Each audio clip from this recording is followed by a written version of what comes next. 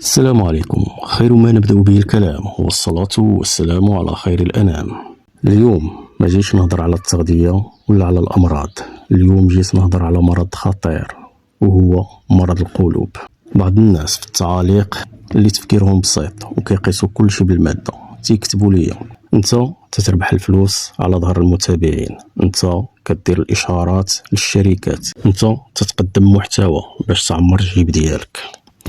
في الأصل اللي نيتو خالصة ما كيحتاجش يبرر لعبيد الدرهم، ولكن باش ما يتشوشوش الناس النقيين وباش ما تمشيش الرسالة اللي كانت لوجه الله بعيد، قررت اليوم نحط النقاط على الحروف. شوفوا معايا مزيان هاد الشاشة، هذا الحساب ديالي في التيك توك 0 درهم، وهذا الحساب ديالي تاهو في الفيسبوك 0 درهم. الناس اللي كتفهم في هذا الشيء غتعرف باللي انا اصلا عمري ما صيفطت حتى طلب التفعيل باش نربح من المشاهدات، وصناع المحتوى اللي تيفهموا في هذا الشيء ياكدوا للناس هذا الشيء في التعليقات. علاش كنجاوبكم دابا؟ ماشي خفت منكم ابدا، كنجاوبكم حيت الرسول صلى الله عليه وسلم ملي كان غادي مع الزوجه ديالو صفيه في الليل شافوا جوج ديال الصحابه وزربوا في المشيه ديالهم، عيط ليهم وقال ليهم: على رسلكما انها صفيه بنت حيي.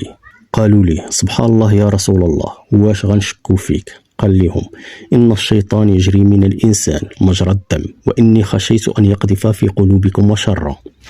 انا كنجاوب باش نحمي القلوب الطاهره ديال المتابعين من السموم ديالكم، باش يبقاو يثيقوا في النصيحه اللي كتخرج من القلب لوجه الله.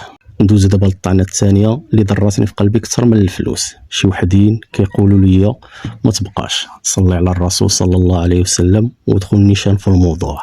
واش ولا ذكر الله والصلاه على الحبيب المصطفى صلى الله عليه وسلم ولا تهمه في هذا الوقت؟ واش وصلنا لهذه الدرجه ديال الانحدار الاخلاقي؟ انا مسلم اولا، المحتوى ديالي مبني على ربط العلم باعجاز الخالق. ملي كنستدل بايه او حديث راه حيت هذوك هو المرجع الاول ديالي قبل اي مختبر في العالم. الله سبحانه وتعالى كيقول على بحال هاد الناس: يحسبون كل صيحة عليهم هم العدو فاحذرهم. اللي قلبه عامر بالنفاق كيسحب ليه كاع الناس بحاله. واجي نسولكم نتوما اللي تبعتوني من اول مره، واش عمركم شفتوني كنطلع في الفيديوهات ديالي وتنقول لكم ديروا لايك، بارطاجيو، عاونوني باش نطلع الفيديو بحال اللي كيديروا المؤثرين؟ واش عمركم شفتوني طالع لايف كنتسنى سبع ولا ورده ولا شي هديه؟ المحتوى ديالي تلوحو، اللي بغى يستافد وياخذ النصيحه مرحبا، واللي بغى يدوز الفيديو مرحبا. ولكن الناس اللي كيهضروا وتيشوهوا المعلومه بالنسبه ليا راه كاينه واحد الاخره، وهاد الاخره غنوقفوا فيها كاملين. ما غادي ينفع لا تيك توك لا درهم لا مشاهدات. اليوم اللي تيقول فيه الله سبحانه وتعالى: وقفوهم انهم مسؤولون. والحمد لله راه عندنا شي شويه ديال الذنوب نحاولوا نقصوا منهم على ظهركم.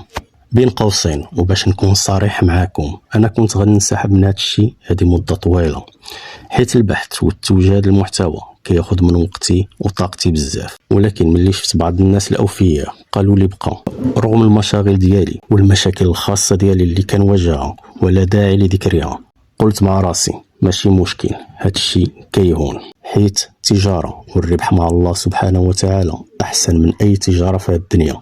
دعوه ديال شي انسان مريض في ظهر الغيب احسن ليا من مال الدنيا وما فيها. ملي كنشوف انسان تحسنت صحته وكنت بفضل الله سبب في الشفاء ديالو، هذا هو الرصيد ديالي والربح الحقيقي ديالي. المهم نحاولوا نبقاو في طريق الحق، وغنقول لكم حاولوا تفكروا بعقلكم ديما، ونشوفكم في فيديو جديد.